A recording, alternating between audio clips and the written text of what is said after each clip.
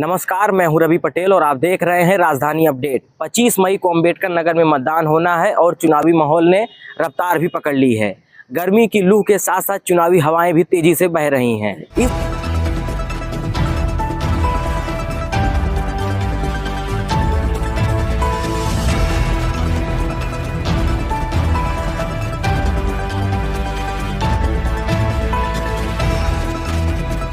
गर्मी की लू के साथ साथ चुनावी हवाएं भी काफी तेजी से बह रही हैं। इस बाइक रिपोर्टिंग के माध्यम से आज हम आपको दिखाएंगे आखिर मतदाता किस बाइक की सवारी को आतुर है।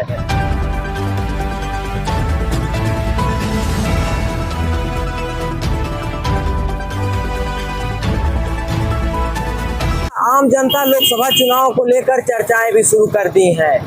राजनीतिक पार्टियां भी चुनावी मूड में आ चुकी हैं। लोकसभा चुनाव को लेकर इस बार जनता का क्या मूड है, किसका माहौल बनता हुआ दिखाई पड़ रहा है, कौन से मुद्दे हावी रहेंगे, जनता अपने सांसद के कार्यों से कितना संतुष्ट है, क्या वर्तमान सांसद उनकी अपेक्षाओं पे खरे उतरे हैं या नहीं, मतदान के समय स्थानीय मुद्दे हावी रहेंगे या राष्ट्र के मुद्दे पे मतदान होगा।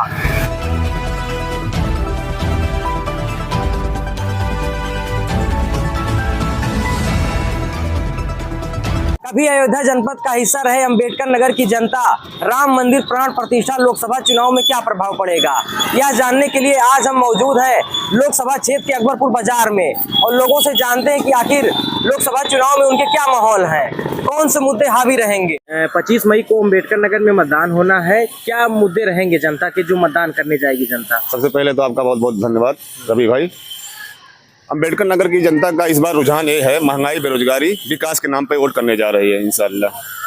क्योंकि जात पात से हटकर, क्योंकि विकास कहीं हुआ नहीं है, कहीं रोजगार है नहीं। 2 करोड़ का वादा किया था, कहीं कोई वादा पूरा नहीं किया, सब जुमलेबाजी था। और मोदी लहर इस समय देश में कहीं दिख नहीं रहा है। पहला शो भाजपा का फ्लॉप हो चुका है।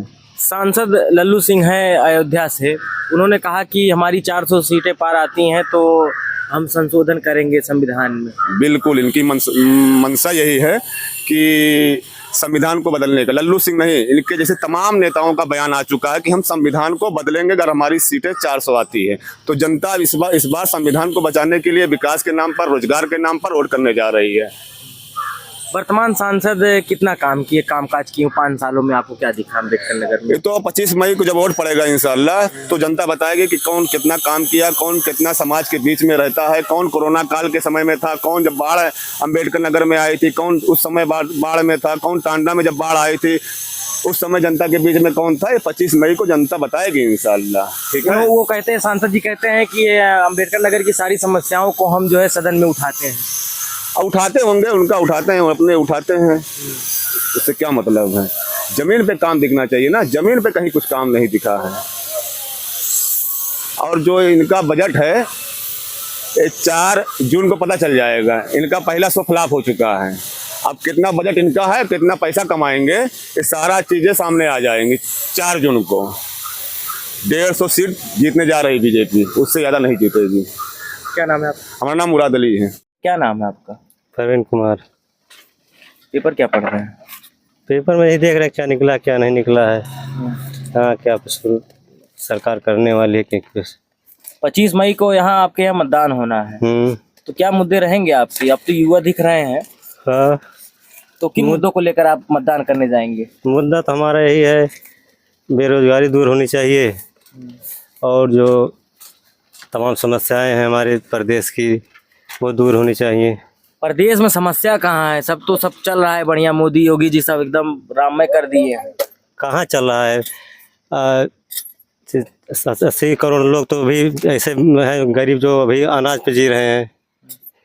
उनको आगे बढ़ाना चाहिए कि वो और कुछ काबिल बने कि अब अपने दम पे कमा के खा सके। और बाकी जो बेरोजगार उनको शिक्षा जो कर रहे हैं उनको नौकरी मिलना चाहिए, नौकरी नहीं मिल रही है। लगातार समस्या तो ये बहुत बड़ी है और वैकेंसी वैसे निकल भी नहीं रही है ज़्यादा, तो काफ़ी समय से तैयारी। ये लाइन से राहुल गांधी मैदान में है। राहुल गांधी ने कहा कि 30 लाख वैकेंसियां जो पदे खाली हैं, जैसे हमारी सरकार बनती है हम उसको भरने का काम करेंगे। हाँ, कहे तो है, उनका जो घोषणा पत्र है जो वो तो अब इस हिसाब से तो बहुत सही है। अगर इस पर काम करेंगे तो बहुत अच्छा उनका हमने देखा है मैनिफेस्टो।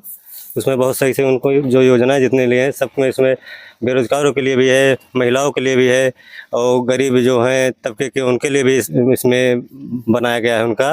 मतलब इस मैनिफेस्टो में कोई ऐसा आदमी नहीं जिसके लिए बारे में वो सोच के नहीं बना है, तो उसके तो हम फेवर में है। मतलब कि रितेश पांडे, लालजी वर्मा दोनों लोग वर्तमान सांसद थे, वो 5 साल सांसद थे। क्या कुछ विकास कार्य आप उनका रितेश पांडे का देखे अम्बेडकर नगर में? अब रितेश पांडे जब तक थे तो उसमें उनकी सरकार नहीं थी, और लोग सावंत बोलते थे, लेकिन उनका मतलब कोई एक्शन लिया नहीं जा रहा था। हाँ, इस बार भाजपा में अगर देखो सरकार बनती है उनकी तो हो सकता कुछ करें, और नहीं तो कोई वही भरोसा ही नहीं है उनके ऊपर। हाँ, तो अम्बेडकर नगर में पहली प्राथमिकता क्या होनी चाहिए जो नेता यहाँ कर सके लोकल स्तर पे? लोकल स्तर पे अब यही देख लो, जैसे मेडिकल कॉलेज है तो उसमें कुछ सुधार होना चाहिए, कि जो वहाँ उसमें जो कमी है, ट्रामा सेंटर है और सब उसमें आना चाहिए, ताकि इलाज वहाँ अच्छा से हो सके। लगता है कुछ ना मिला भैया, काहे में वृद्धा पेंशन मिल रही है, कुछ ना हम कुछ ना लोगों को कुछ ना, न सिलेंडर मिला बना, न गैस मिला बना, राशन मिला, राशन खाली मिलत बा, घर द्वार कुछ ना मिला, न पेंशन मिलत बा। काहे ना मिला? पता ना काहे ना मिलत बा। अम्बेडकर नगर में 25 मई को मतदान होना है। आप किन मुद्दों को लेकर मतदान करने जाएंगे? हम स्वास्थ्य, शिक्षा, रोजगार जैसे मुद्दों को लेकर मतदान करेंगे, और कुछ लोग धार्मिक मुद्दे को ज्यादा बढ़ावा दे रहे, तो मैं धार्मिक मुद्दे से एकदम दूर रहूंगा। हमारा धर्म केवल इंसानियत है, और हमको क्या चाहिए, किसान आदमी को सिंचाई चाहिए, बच्चे को पढ़ाई चाहिए, और 2 जो टाइम उनको भोजन मिले अच्छे से, ये चाहिए। केंद्र प्रदेश सरकार लगातार तमाम तरीके से योजनाएं कह रही हैं, रोजगार मिल रहा है लोगों को और किसानों को। जमीनी स्तर पर रोजगार अगर आपको दिख रहा हो महोदय जी, तो आप बताइए। आप पत्रकारिता कर रहे हैं, लेकिन आप खुद बताइए आपको कहाँ जमीनी स्तर पर रोजगार दिख रहा है। आप जहाँ जिस क्षेत्र गांव में रहते हैं वहाँ खुद देखिए। के नेता कहते हैं अगर आप पढ़े लिखे हैं, आपके अंदर काबिलियत, तमाम जगह वैकेंसियां खाली हैं, आप अप्लाई करिए। वैकेंसियां खाली तो बहुत सारी वैकेंसियां देनी भी चाहिए, केवल खाली रहने से ही रोजगार मिल जाएगा? वैकेंसी आएगी, आई तो 60,000 पुलिस की भर्ती आई थी, पेपर लीक हो गया। अब पेपर लीक हो रहा है, इस पर सरकार क्या करे? कह रही हमारे बस में नहीं है, कोई टेंडर लेने को नहीं तैयार था, पेपर हुआ लीक हो गया। अयोध्या से सांसद हैं लल्लू सिंह, उन्होंने कहा हमारी 400 सीटें पार आती हैं तो हम संविधान में संशोधन करेंगे। देखिए गांव में जो कुर्सी बेचने वाले आते हैं, ये भी चिल्लाते हैं कि 400 लास्ट में 100-150 बेच के चले जाते हैं, तो वही हाल होने वाला है। आपको धरातल पे सरकार की कोई योजनाएं आपको यहाँ जिले में दिखी? हमको जिले में बस केवल यही कुछ आवास मिला है, जिसमें भी धांधली होता है बहुत, और यही 5 किलो पे जिसपे चल रहे हैं, 80 करोड़ को फिर 5 किलो देंगे, यानी 80 करोड़ भी गरीब रहेंगे देश में अगले 5 साल तक। लगातार राशन, किसानों के लिए किसान निधि, उसके बाद सड़कों का जाल, यूपी में तमाम तरीके की सरकार योजनाएं कर रही हैं। आप कैसे? सड़कों का जाल देखना है कि सड़कों का जंजाल देखना? आप यहीं जहाँ बैठे 200 मीटर आगे जाइए, जैसा सड़क का जंजाल है आपके समझ में खुद आ जाएगा।